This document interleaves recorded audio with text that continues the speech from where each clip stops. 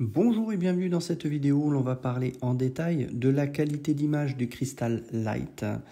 Alors, est-ce que c'est la plus belle image en VR que l'on ait jamais eue?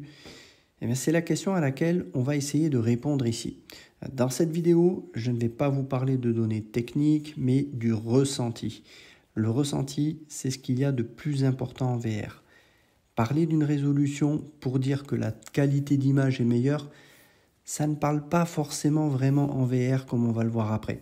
Donc je vais vraiment vous dire ce que l'on voit dans le casque et ce que l'on ressent. On va commencer par le FOV, donc le Field of View en anglais, donc le champ de vision. S'il y a bien un paramètre qui est important en simulation, c'est le champ de vision. Plus il est large, mieux c'est. Mais quand on parle de FOV, on a tendance à se limiter au FOV horizontal et donc à la vision périphérique sur les côtés. Pourtant, le FOV vertical est tout aussi important et particulièrement en simulation de vol. Pourquoi ? Quand vous pilotez, surtout en vol à vue, en VFR, vous regardez dehors, devant vous, et vous faites régulièrement des allers-retours entre dehors et dedans dans le cockpit pour surveiller vos instruments, regarder vos écrans notamment. Si je vous prends l'exemple de mon écran 34 pouces, le gros reproche que je fais à ce format, c'est que je ne vois pas mon cockpit quand je regarde devant dehors. Je dois donc systématiquement baisser le point de vue pour voir le cockpit, ce qui est assez dérangeant. En VR, c'est un peu la même chose. Si vous regardez devant, mais que vous devez toujours baisser la tête pour voir vos cadrans, ça peut vite devenir agaçant.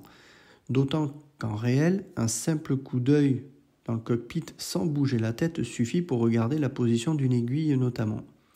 Donc ce champ de vision vertical est tout aussi important et on va en reparler juste après avec le sweet spot, car avoir un bon champ de vision, un bon FOV, c'est bien, mais arriver à lire ce que l'on veut regarder sur le bas de l'écran, c'est quand même encore mieux. Je ne me risquerai pas à donner une valeur de FOV du Crystal Light. Alors certains l'ont évalué à 102 degrés en horizontal, assez proche d'un Quest 3 ou d'un Pico 4. Personnellement, je trouve qu'il est bien plus large en latéral. Mais surtout, l'impression de taille par rapport à la réalité, ce qu'on peut avoir quand on est réellement dans un cockpit, elle est quand même meilleure que sur les autres casques.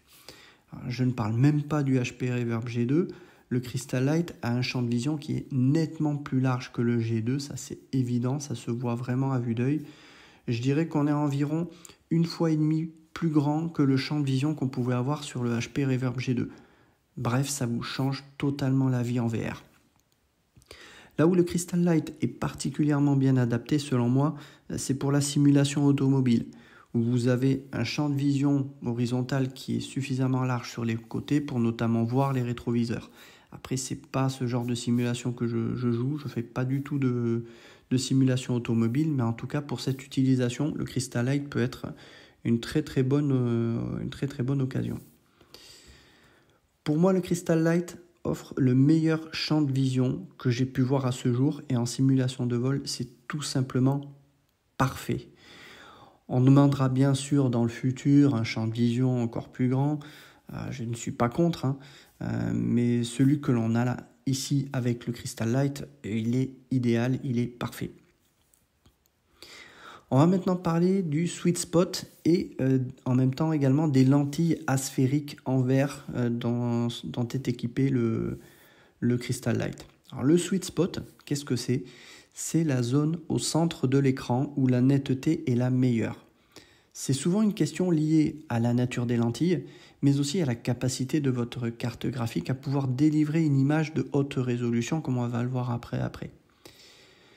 Et bien entendu, il y a aussi la capacité de l'écran du casque VR à pouvoir afficher une image avec une telle résolution. Alors on regarde souvent en priorité la résolution des casques d'un casque VR pour évaluer la résolution que l'on aura devant nos yeux. En fait, les choses ne sont pas aussi simples que ça et vous allez voir que c'est un peu plus compliqué. Alors, ça joue évidemment, mais il faut comprendre comment un casque VR fonctionne. Pour comparer, le premier casque VR que j'ai testé avec Microsoft Flight Simulator, c'était le Valve Index, qui avait une résolution de 1400 par 1600 par œil. Alors c'était très flou, pas terrible pour le jeu. Ensuite, j'ai pu avoir le HP Reverb G2 qui avait une résolution de 2160 par 2160 par œil. Et ensuite, le Pico 4 qui avait exactement la même résolution que le HP Reverb G2. Et c'est là que c'est intéressant de comparer ces deux casques qui offraient une résolution identique. On pourrait penser que l'on aurait la même expérience VR. En fait, pas du tout. Vous avez beau avoir la même résolution, il faut comprendre que cette résolution est répartie sur un champ de vision différent, un FOV différent. Prenez un FOV plus petit, avec cette même résolution, vous aurez une densité de pixels par degré qui sera relativement importante. C'est ce que l'on appelle les PPD, les pixels per degree. C'était le choix que HP avait fait avec le HP Reverb G2. On avait un champ de vision qui était relativement étroit, mais une netteté d'image qui était bonne sur ce champ de vision. Là où avec le Pico 4, Pico avait fait le choix d'un champ de vision plus large, mais où la netteté était alors moindre par rapport au G2, puisqu'il faut comprendre que l'ensemble de ces pixels était réparti sur une zone plus grande. Donc forcément, vous avez une résolution à l'œil qui est moins importante. La différence entre ces deux casques allait alors se faire aussi sur les lentilles. L'image qui vous est présentée dans un casque VR est une image qui n'est pas du tout dans le même format qu'un écran PC. Elle est justement déformée pour pouvoir donner une impression à vos yeux au travers des lentilles que l'image est bien proportionnée. La lentille va focaliser votre œil sur une zone centrale, mais il faut qu'elle soit aussi étudiée, cette lentille, pour que quand votre œil ne regarde pas au centre, qu'il regarde sur les côtés, eh bien que vous ayez également une image qui correspond à ce que vous verriez en vrai. La VR, ça n'est donc pas qu'un simple écran que l'on pose devant ses yeux.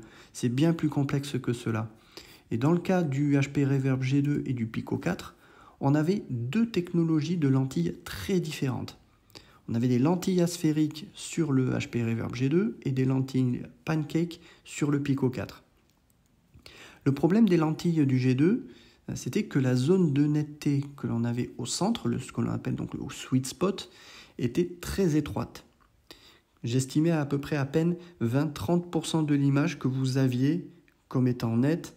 Et comme l'image avait un FOV qui était déjà relativement restreint, un petit champ de vision, vous aviez l'impression de regarder un peu au travers d'un tunnel. Alors, dès que vous sortiez de cette zone nette en tournant un peu les yeux en dehors du centre, c'était très flou. Donc vous deviez bouger tout le temps votre tête pour avoir une vision nette de la zone que vous regardiez dans un simulateur.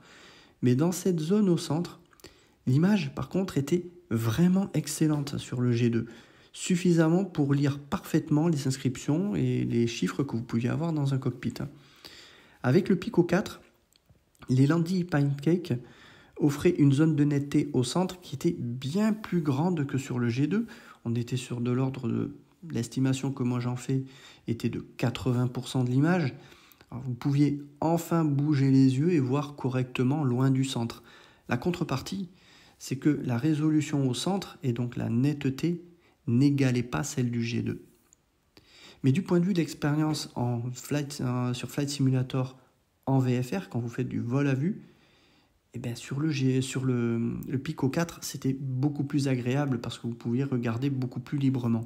Même si la résolution était un peu moins bonne, elle était de toute façon suffisamment correcte pour cette utilisation. Alors, quand Pimax a annoncé son Crystal Light avec des lentilles asphériques, comme sur le Crystal, je craignais que l'on se retrouve avec un sweet spot assez faible comme on avait sur le HP Reverb G2. Et au final, il n'en est absolument rien. Pourquoi ? Parce que Pimax a développé des lentilles en verre de très haute qualité. À la différence des autres concepteurs qui avaient opté pour des lentilles légères en résine, Pimax a préféré les faire en verre, ce qui est plus complexe à fabriquer et aussi plus cher. Elles sont beaucoup plus volumineuses que celles en résine, elles sont aussi plus lourdes, d'où la taille plus importante du casque de Pimax pour pouvoir les loger. Et il faut reconnaître que quand on les teste, quand on porte le Crystal Light, le verre en fait s'avère être le matériau idéal pour avoir une meilleure netteté globale sur toute l'image. Le résultat, c'est une image d'une remarquable netteté sur la totalité du champ de vision, même sur les bords. Et ça, c'est un vrai bonheur. Alors, toutefois, cette netteté, elle n'est possible que si votre PC est en mesure de fournir une image aussi nette sur les bords qu'au centre. Et c'est là que l'on fait encore face à des limitations propres à nos cartes graphiques. La résolution du Crystal Light, elle est de 2880 par 2880 par œil. Et une telle résolution que l'on devra afficher sur la totalité de la dalle et donc de l'écran peut mettre à genoux la plupart des cartes graphiques actuelles. On a donc recours à un mécanisme d'optimisation que l'on va appeler le rendu fovéal. Et dans le cas du Crystal Light, c'est ce qu'on va appeler le rendu fovéal fixe. Pourquoi fixe? Parce que dans le Crystal Light, on n'a plus le suivi des yeux, ce qu'on appelle le eye tracking, qui va bouger cette zone de netteté en fonction de là où vos yeux regardent. En fait, dans le cristal normal, vous avez une caméra qui observe vos yeux, qui regarde où vos yeux se déplacent et qui va déplacer cette zone de netteté. Sur le Crystal Light, vous n'avez pas ça. Donc on est obligé de fonctionner avec un rendu fovéal fixe, donc une zone de netteté au centre qui est fixe. Voilà. Donc avec ce rendu fovéal, eh bien, on va donner la priorité au centre de l'image pour avoir une image à haute résolution, et au fur et à mesure que l'on va s'éloigner du centre, on va diminuer la résolution. Pourquoi? Parce qu'on a tendance à regarder devant nous, et donc au centre, et rarement sur les bords. Cela permet justement de focaliser les capacités de calcul des cartes graphiques sur le centre de l'image. Mais vous avez aussi la possibilité de faire varier cette zone de netteté avec le paramètre du rendu fovéal fixe dans le logiciel Pimax Play, mais aussi de manière plus précise dans OpenXR. Je vais vous en parler un petit peu après. Le résultat sur le Crystal Light est impressionnant. Non seulement le sweet spot est énorme, de l'ordre de 80% selon mon estimation personnelle, mais en plus sur les bords, la perte de résolution telle que je l'ai définie dans OpenXR, elle est marginale. Je ne m'attendais pas à un tel résultat avec des lentilles asphériques. Bref, la zone de netteté est très similaire à ce que j'ai avec mon Pico 4, mais comme la résolution de l'écran est bien plus grande que sur le Pico 4, eh bien la netteté est à un tout autre niveau. Et c'est vraiment bluffant. Et là où c'est intéressant, c'est quand vous avez besoin de jeter un œil sur le côté de l'écran ou dans votre cockpit, sans bouger la tête, tout est parfaitement lisible sur le Crystal Light, ce qui n'était pas le cas avec mon Pico 4. Je peux librement balader mes yeux sur les bords à ma butée physique de mes yeux sans aucun souci compte tenu du champ de vision de l'écran, et je peux lire dans le cockpit sans difficulté. Et ça vous change la vie en VR, croyez-moi. Même des petites inscriptions dans le cockpit, vous arrivez à les lire. Alors, si je veux regarder au-delà des bords, j'aurais de toute manière tourné ma tête dans la réalité de manière naturelle. Preuve que finalement, un champ de vision plus grand n'aurait peut-être pas un réel intérêt dans le cas du Crystal Light. Donc on est sur un champ de vision qui est suffisant et idéal, avec un sweet spot qui est suffisamment grand pour avoir une résolution idéale pour avoir enfin une expérience VR digne de ce nom. Et ce casque, ce Crystal Light, est vraiment une révolution pour moi. On va parler maintenant du rendu de qualité. Dans les écrans, on parle souvent d'upscaling. Notamment dans les télés Full HD, on parlait de télés qui pouvaient proposer d'augmenter virtuellement la résolution pour donner une impression de 4K. Et pour les casques VR, c'est assez similaire. Pimax a choisi avec le Crystal Light de faire en sorte que les utilisateurs n'ayant pas une carte graphique haut de gamme puissent profiter quand même de ce casque. C'est une bonne chose. Vous pouvez ainsi jouer sans problème avec une RTX 3080, une RTX même 4060. La qualité graphique sera moindre, mais vous profiterez tout de même d'une bonne expérience. Vous pourrez ainsi, à l'avenir, acquérir une meilleure carte graphique quand les prix auront baissé et augmenter le rendu de qualité. Vous aurez peut-être un rendu de qualité à 0.7, mais l'image sera déjà très belle. Croyez-moi, c'est déjà très correct. À ma grande surprise, avec ma RTX 4070 Ti Super, j'ai pu sélectionner un rendu graphique à 1,2 pour Flight Simulator. c'est tout simplement magique. Comment est-il possible que cela fonctionne aussi bien alors que je n'ai pourtant pas la meilleure carte graphique actuelle qui est la 4090 ? Il y a deux raisons à cela. D'abord, le rendu fovéal qui est créé par Pimax fonctionne extraordinairement bien. Ça, vraiment, faut le reconnaître. Et ensuite, parce que j'ai optimisé moi-même ce paramètre dans OpenXR. En définissant une zone de netteté sur 70% de l'image par rapport au centre, où la résolution est à 100%, j'ai fait le choix de forcer ma carte graphique à travailler sur une résolution de l'ordre de 2880 par 2880, multiplié par ce facteur de 1,2, ce qui donne une résolution équivalente de 3456 par 3456 par œil, si j'avais gardé ce niveau de résolution sur la totalité de la dalle de l'écran, si j'étais resté sur 100%. Or là, je vais travailler uniquement sur 70%. Donc virtuellement, c'est comme si le processeur graphique travaillait sur une résolution équivalente à, on va dire, 2419 par 2419 par œil, si cette résolution avait été étalée sur les 100% de l'écran. Mais cela, ça le fait en fait sur une zone qui ne fait que 70% de la dalle en fait. Par contre, pour les 30% restants de l'écran, je les ai définis à une résolution équivalente à un quart de la résolution que l'on a au centre, ce qui équivaudrait à une résolution de 864 par 864 par œil, si on était sur les 100% de la dalle. Si je fais l'addition de ces résolutions, de ces deux zones, la moyenne serait en fait un équivalent d'une résolution en termes de calcul de pixels de 3283 par 3283 par œil. Si je compare avec mon Pico 4, j'utilisais sur Flight Simulator un facteur de 1,5 qui donnait une résolution finale de 3270 par 2270. Mais le facteur limitant était alors le casque qui ne pouvait plus fournir une image de meilleure qualité. J'arrive donc à une résolution proche de mon Pico 4. Voilà pourquoi ça fonctionnait sur le Pico 4 avec une telle résolution et pourquoi les paramètres que j'ai mis dans OpenXR fonctionnent également avec le Pimax Crystal Light. Et la grosse différence, c'est que sur la zone à 100%, j'ai une zone qui est aussi grande que sur le Pico 4, mais avec une résolution qui est bien plus importante. Et donc j'ai une qualité d'image qui est bien meilleure. Alors pourquoi je vous explique cela ?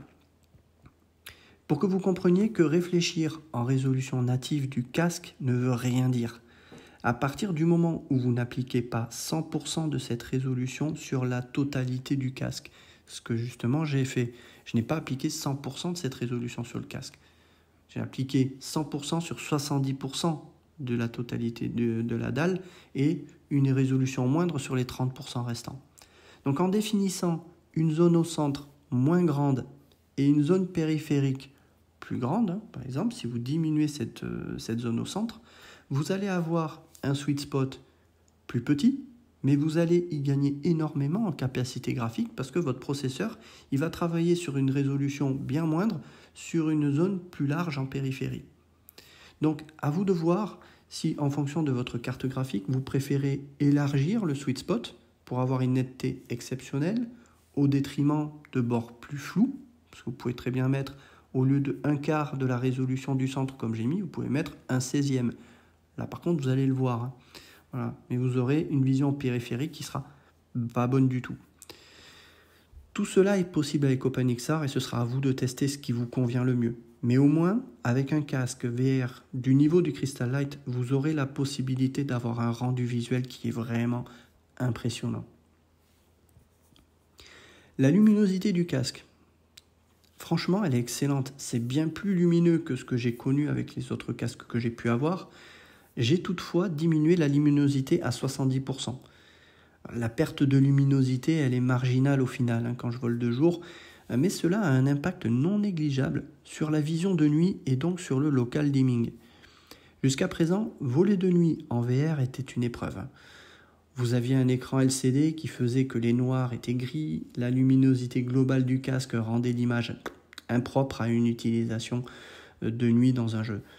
Le local dimming est une technologie qui consiste à éteindre directement chacune des LED où vous voulez avoir du noir. Elle n'émet donc plus de lumière, cette LED. Et cela rend le noir bien plus noir et donc bien plus profond. Lors de mon premier test du Crystal Light de nuit en vol, je n'avais pas été convaincu. J'ai donc diminué la luminosité du casque et là, c'est un autre monde. Pour la première fois, je peux lire un cockpit de nuit sans problème. La vision extérieure est elle aussi grandement améliorée. Les détails sont perceptibles, ce qui, auparavant, sur les autres casques de nuit, c'était impossible. Le local dimming, même s'il n'est certainement pas au niveau d'un écran OLED, comme sur le Big Screen Beyond, que je n'ai jamais pu tester, mais dont les tests disent qu'il est bien meilleur, toutefois, le local dimming sur le Crystal Light donne un résultat qui est très bon. Un petit mot sur les aberrations chromatiques. Alors, de l'avis de certains, c'est présent sur les bords. Bon, personnellement, je n'en ai pas. J'en ai remarqué qu'une seule fois sur les bords de l'écran de jeu dans SteamVR. Ouais, c'est vraiment très localisé. Et pour moi, je n'ai rien à signaler de ce côté-là, c'est pas un souci. Je vais maintenant vous parler des artefacts. Les artefacts, ça j'en ai eu quand même. Les artefacts sont des blocs de texture qui peuvent apparaître ou clignoter sur l'écran. J'en ai eu avec le Crystal Light, mais j'ai trouvé ce qui avait tendance justement à faire ces artefacts. En fait, il s'agit de la reprojection. La reprojection, je vais vous expliquer un petit peu après ce que c'est. C'est un paramètre que vous pouvez régler dans Flight Simulator qui vous permet de rajouter des images. Je vais expliquer un peu plus ça en détail après.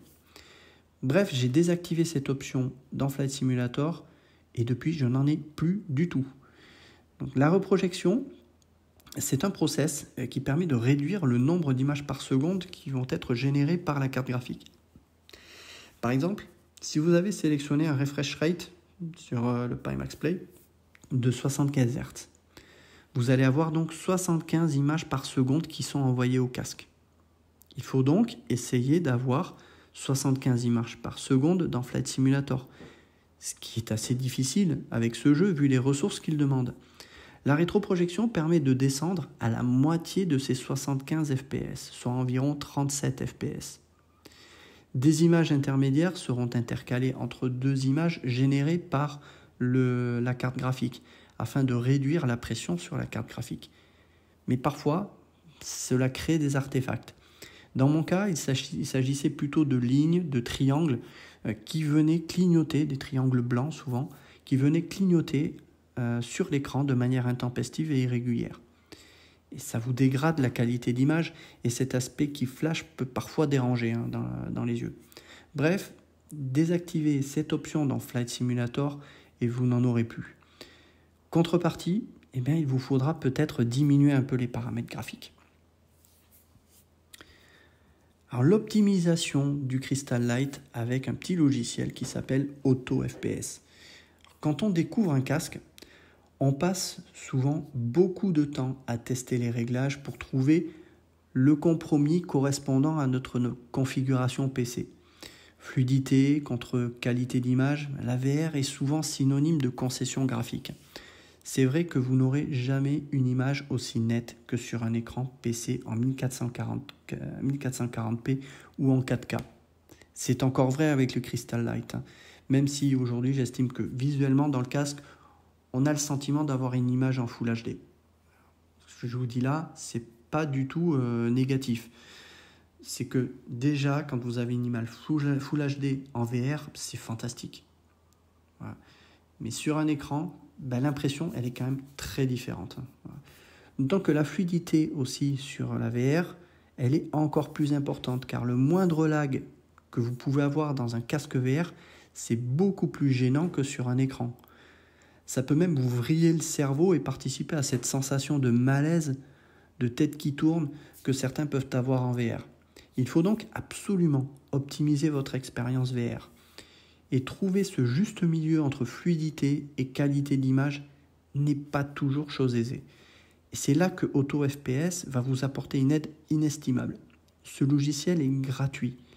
Une fois installé, il vous suffit de sélectionner un nombre d'images par seconde que vous allez demander de maintenir du mieux possible. Cela afin de limiter au maximum les chutes de FPS.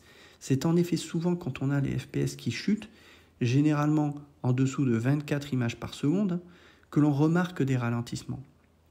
Alors, bien entendu, il faut que vous sélectionnez un niveau de FPS dans AutoFPS qui soit cohérent avec votre configuration. Voilà. J'ai personnellement défini, dans mon cas, une cible de 37 FPS avec une marge de 7 FPS.